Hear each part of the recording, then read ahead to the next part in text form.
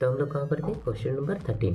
एक पिंड एक समान चाल से एक विरिध में गति कर रहा है, तो इसमें क्या होगा, त्वरण अंदर की ओर होगा, ऑप्शन बी वेग एक समान होगा, ऑप्शन सी कोई त्वरण नहीं होगा, ऑप्शन डी एक बाहरी रेडियल त्वरण होगा।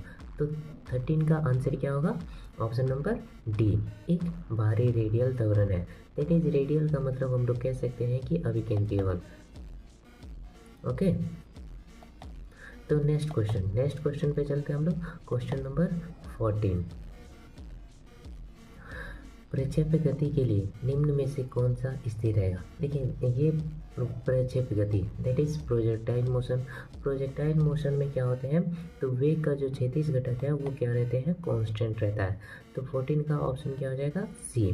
क्वेश्चन नंबर 15, यदि vector A plus vector B equal to modulus of vector A minus vector B, तो वेक्टर ए और बी के बीच का कोण कितना होगा, ये हम लोग जानते हैं कि 90 डिग्री होता है।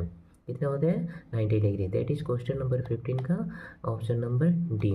क्वेश्चन नंबर 16, निम्न में से कौन सा गुण शून्य सदिश नहीं है। फिर देखिए भैया, क्वेश्चन नंबर 16 में क्या कह रहा है, कौन सा गुण शून्य सदिश नहीं है, फोकस नहीं पे है।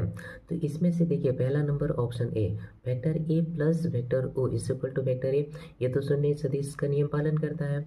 ऑप्शन बी भी देखिए, lambda vector zero vector is equal to zero vector जहाँ लेमडा एक अदिश राशि है, ये भी क्या करता है, शून्य सदिश नियम का पालन करता है। Zero vector A equal to vector A, यानी कि ये देखिए जब भी हम लोग जीरो वेक्टर से किसी भी नंबर को मल्टीप्लाई करते हैं तो वेक्टर ए वो उसी संख्या में यानी कि दैट इज जीरो कर देता है। तो लेकिन ये ऑप्शन देखिए, ऑप्शन सी इज रॉन्ग है ना।